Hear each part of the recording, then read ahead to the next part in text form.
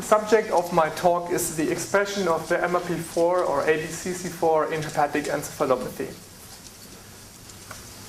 First of all, I want to give you a short introduction on MRP4. It belongs to the C subfamily of the ATP binding cassette transporters, and it is known that it is expressed in several organs, especially in organs with barrier function. For example, the kidney, where it takes part in the drug excretion, bone marrow, gut, the liver, where it is important for bile acid transporting, and also in the brain, which is maybe most interesting for us, research in hepatic encephalopathy. This MRP4 protein has a lot of several transport substrates. For example, several drugs like methotrexate or antiviral substances. They transport uric acid, prostanoids, bile acids, and folate. And again, especially interesting for us, and also that's the reason because we did research on that protein, it transports steroids or neurosteroids and cyclic nucleotides, which play an important role in hepatic encephalopathy, as we all know. The regulation of MRP4 is about 3 transcription factors: NRF2, CAR, and PPR alpha. And all 3 of those play a role in the cellular stress reaction. So what did we do? First of all, we localized the MRP4 protein in the rat brain. And as you can see, it is quite weakly expressed in neurons here. And we see a stronger expression in astrocytes, here co-stained with a marker of astrocytes GFAP. And we see also a very strong expression of those transport proteins in endothelial cells in the rat brain. Furthermore, we went to the cell culture, and we could see, after stimulating the cells with ammonium chloride, and downshifting of the protein band of the MRP4. Furthermore, we did densitometric analysis, and we could see, starting at 1 millimolar concentration, a significant increase of the protein concentration in cultured rat astrocytes. Furthermore, this effect was not seen after stimulating the cells with methylammonium chloride, indicating that these effects don't have anything to do with pH changes in the cell. We then could inhibit the effect of upregulation and downshifting of the band by using an inhibitor of the glutamine synthetase, MSO, or by using an inhibitor of the proteasome called MG132. We wanted to look a bit deeper in this shifting of the protein band, and we used PNGase-F to perform glycosylation studies, and we could see after treatment with the PNGase-F a complete downshifting of the protein band, but still we could see an upregulation of the MRP4 protein after PNGase treatment, indicating that ammonium chloride causes in the cultured rat astrocytes deglycosylation of the MRP4 protein in addition to the upregulation of the protein. We then went on mRNA level, and we could again see in cultured rat astrocytes an upregulation of the MRP4 mRNA about 3-fold after treatment with ammonium chloride for 72 hours.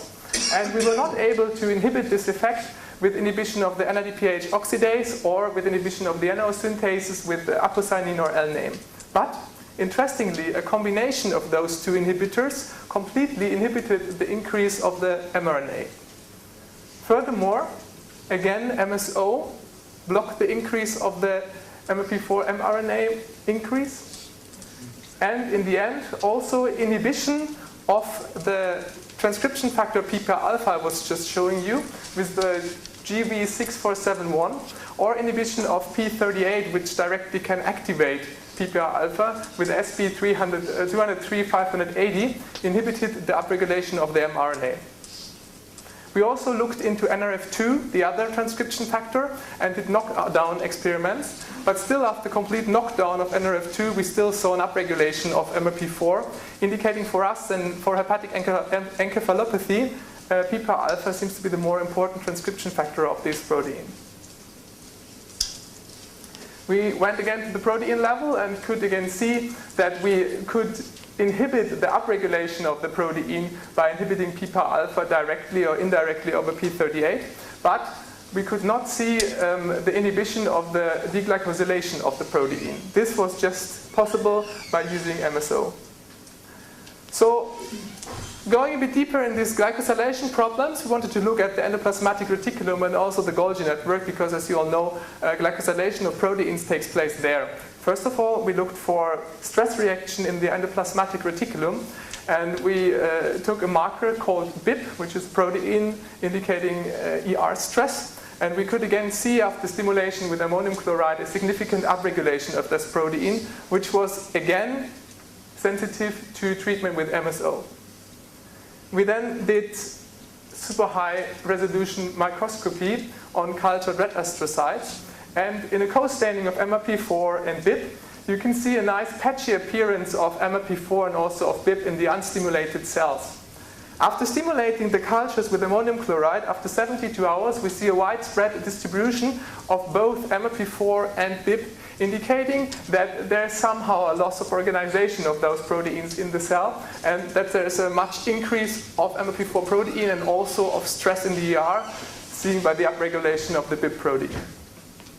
We then went to the Golgi network, and again you can see the Golgi network nice here, stained with GM130, and again the patchy appearance of MRP4 in the unstimulated cells. And after stimulating the cells, we see again the widespread distribution of the MRP4 protein all over the cell, but the Golgi network basically not changed. There's also not a significant overlay of the Golgi network and the MRP4, indicating that MRP4 doesn't get stuck somewhere in the Golgi. We then went to our well-known human brain samples to see the relevance for the human. And again, we can see specifically in the group of patients with cirrhosis and hepatic encephalopathy a significant upregulation of the MRP4 protein. This is not the case in the control group without liver pathology or in the control group with cirrhosis but not hepatic encephalopathy.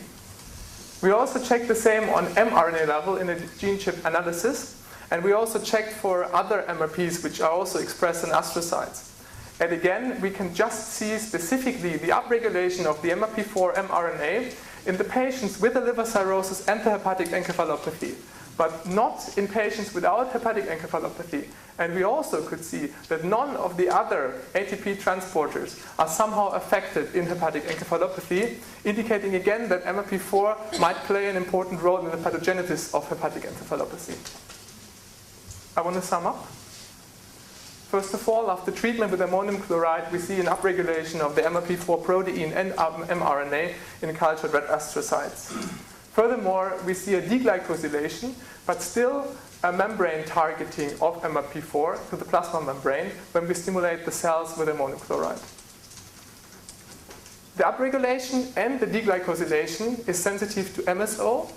The upregulation itself can be inhibited by PPR-alpha or by inhibiting PPR-alpha, one of the transcription factors.